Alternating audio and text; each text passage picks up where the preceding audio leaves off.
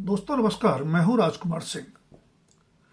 जिस दिल्ली में कांग्रेस ने लगातार 15 साल राज किया, उसी में लगातार तीसरी बार विधानसभा चुनाव में खाता न खुल पाना वैसे तो देश के सबसे पुराने राजनीतिक दल के लिए चिंता की बात होनी चाहिए, पर कांग्रेस के नेताओं के बयानों से आम आदमी पार्टी की सत्ता से बेदखली पर संतोष झलक रहा है।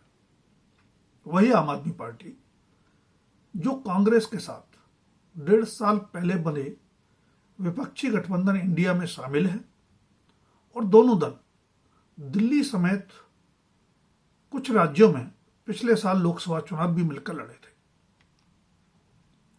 बीजेपी को केंद्रीय सत्ता से हटाने के लिए हाथ मिलाने वाले दल अब अगर एक दूसरे को ठिकाने लगाने पर ही संतुष्ट नजर आ रहे हैं तो जाहिर है कि यह देश की राजनीति में एक बड़े बोर्ड का संकेतक है। दिल्ली में पिछले दोनों चुनाव में मुकाबला किस तरह एक तरफा था, इसका अंदाजा इसी से लगाया जा सकता है कि 70 सदस्यों की विधानसभा में एक बार आम आदमी पार्टी 67 सीटें जीती तो दूसरी बार 62, जबकि बीजेपी क्रम से 3 और 8 सीटों पर चिपट गई। फिर भी कांग्रेस ने इस बार विपक्षी गठबंधन में अपने सहयोगी दल के विरुद्ध ही जोर आजमाइश का फैसला किया तो साफ है कि अब उसका फोकस हर हाल में बीजेपी को हराने के बजाय खुद को फिर से अपने पैरों पर खड़ा करने पर है। आम आदमी पार्टी ने कांग्रेस से पहले दिल्ली की सत्ता छीनी, फिर पंजाब की। गुजरात और गोवा में भी कांग्रेस का जनाधार आम आदमी पार्टी की जड़ें फैलने से ही सिकुड़ा। इसीलिए पिछले साल लोकसभा चुनाव में व्यापक विपक्षी गठबंधन के बावजूद नरेंद्र मोदी को सत्ता की हैट्रिक से रोकने में नाकामी के बाद कांग्रेस ने तय किया कि 2029 में होने वाले अगले लोकसभा चुनाव तक उसे अपने पैरों पर खड़ा होने की कोशिश करनी चाहिए। अपने पैरों पर खड़ा होने की कोशिश की पहली शर्त है अपने जनाधार में सेंध लगाने वाले दलों से निपटा जाए। जहां तक पहली भिड़ंत आम आदमी पार्टी से होने का प्रश्न है तो यह प्रयोग भी है और एक संयोग भी।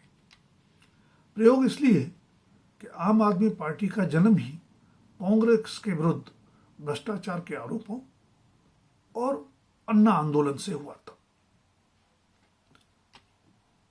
आम आदमी पार्टी के राष्ट्रीय संयोजक अरविंद केजरीवाल ने अपनी पहली सरकार भी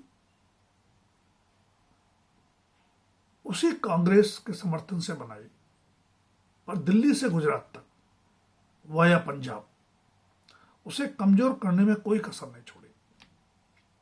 इसलिए बीजेपी के बाद कांग्रेस आपको ही अपना सबसे बड़ा दुश्मन मानती है। संयोग ये कि लोकसभा चुनाव के बाद दिल्ली ही विधानसभा चुनाव वाला वह राज्य है जहां आम आदमी पार्टी बड़ी ताकत है। दिल्ली में कांग्रेस के पास गंवाने के लिए कुछ भी नहीं था। हां, आम आदमी पार्टी की सत्ता दांव पर थी जो आखिरकार चली भी गई। दिल्ली की सत्ता से 27 साल का वनवास समाप्त करने के लिए बीजेपी के नेताओं और कार्यकर्ताओं की मेहनत को कम नहीं आंकना चाहिए, पर यह तो तथ्य है कि 2% मत ज्यादा पाकर ही बीजेपी आपसे 40 सीटें छीनने में सफल हो गई, जबकि कांग्रेस ने भी इस बार 2.8% वोट ज्यादा हासिल किए। भले ही 67 सीटों पर कांग्रेस उम्मीदवारों की जमानत जब्त हो गई, लेकिन केजरीवाल और मनीष सिसोदिया समेत 14 सीटों पर आपकी हार में कांग्रेस के उम्मीदवारों ने निर्णायक भूमिका निभाई। विधानसभा में 0 की हैट्रिक के बावजूद कांग्रेसी नेताओं के बयानों से झलकते संतोष का कारण यही है कि 2 राज्यों में सत्ता छीनने और कई राज्यों में जनाधार में सेंध लगाने वाली आम आदमी पार्टी को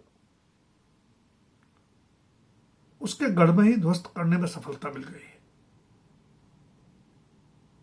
तर्क हो सकता है कि 43.57% वोट और 22 सीटें जीतने वाली आम आदमी पार्टी को ध्वस्त नहीं मानना चाहिए।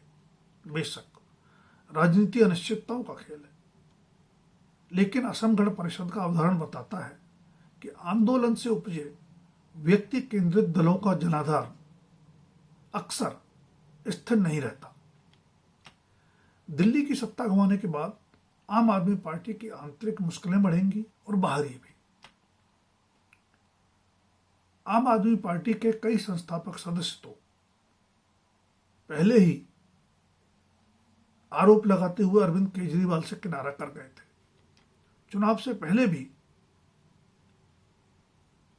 कई नेताओं ने झाड़ू का साथ छोड़ दिया। ऐसे में न सिर्फ दिल्ली बल्कि आम आदमी पार्टी के शासन वाले पंजाब में भी झाड़ू को एकजुट रखना अरविंद केजरीवाल के करिश्मे की अग्नि परीक्षा हुई। बेशक आने वाले वक्त में चुनौतियां कांग्रेस के सामने भी कम नहीं है।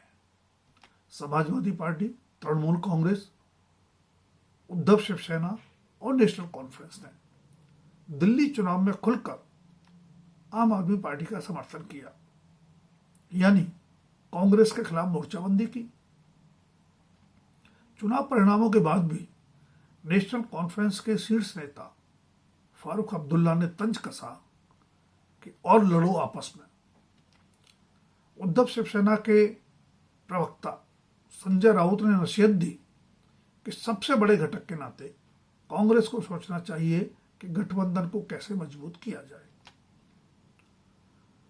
समाजवादी पार्टी और तृणमूल कांग्रेस की प्रतिक्रिया अभी तक नहीं आई है, लेकिन उनका कांग्रेस विरोधी रुख जग जाहिर है।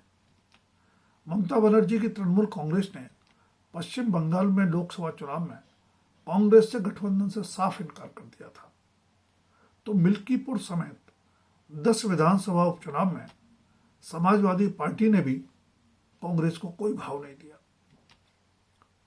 खासकर तृणमूल कांग्रेस और समाजवादी पार्टी जैसे दल कांग्रेस से छीने गए जनाधार पर ही खड़े हैं। इन दलों को डर लगता है कि कांग्रेस मजबूत हुई तो कहीं परंपरागत जनाधार उसके पास लौट न जाए। बेशक कांग्रेस की मजबूती भी जनाधार वापस पाने पर ही निर्भर करती है। कर्नाटक और तेलंगाना में अल्पसंख्यक मतदाता कांग्रेस की ओर लौटते हुए दिखे, पर अन्य राज्यों में अल्पसंख्यकों समेत अन्य परंपरागत वोट बैंक की वापसी तभी संभव है जब कांग्रेस उन्हें मजबूत विकल्प बनती दिखे। ऐसे में दिल्ली के बाद पश्चिम बंगाल, उत्तर प्रदेश, पंजाब, गुजरात और गोवा के आगामी विधानसभा चुनावों में भी कांग्रेस को 1 लाख चलों का जोखिम उठाना पड़ेगा। पश्चिम बंगाल और उत्तर प्रदेश में तो कांग्रेस के पास गंवाने के लिए कुछ भी नहीं है, जबकि ममता के पास सत्ता है और अखिलेश यादव के पास सत्ता का सपना। पंजाब में आम आदमी पार्टी के बिखराव या चुनावी पराभव का सीधा लाभ मुख्य विपक्षी दल होने के नाते कांग्रेस को ही मिलेगा। लेकिन इनसे पहले बड़ी चुनावी परीक्षा इस साल के आखिर में बिहार में होगी। वह कांग्रेस लालू यादव के राष्ट्रीय जनता दल यानी आरजेडी की अगुवाई वाले महागठबंधन में शामिल है। दोनों के पुराने रिश्ते हैं, पर लालू कभी नहीं चाहेंगे कि कांग्रेस को बढ़ने का मौका मिले। हालांकि आगामी विधानसभा चुनाव में उन्हीं के बेटे तेजस्वी यादव का राजनीतिक भविष्य दांव पर होगा। वैसे खुद को फिर से प्रासंगिक बनाने के लिए कांग्रेस को न सिर्फ संविधान आरक्षण और जाति जनगणना के मुद्दों पर अपनी संदिग्ध विश्वसनीयता से उबरना होगा, बल्कि जनजीवन को सीधे प्रभावित करने वाले मुद्दों से भी जुड़ना होगा। यह सब आसान नहीं है, इसीलिए राहुल गांधी के लिए किसी अग्नि परीक्षा से कम भी नहीं होगा। दोस्तों, अगर वीडियो पसंद आए तो लाइक, शेयर और सब्सक्राइब अवश्य करें। अपनी राय भी कमेंट सेक्शन में दें। धन्यवाद। अभी के लिए इतना ही। जल्द फिर मिलेंगे किसी नए विषय के साथ।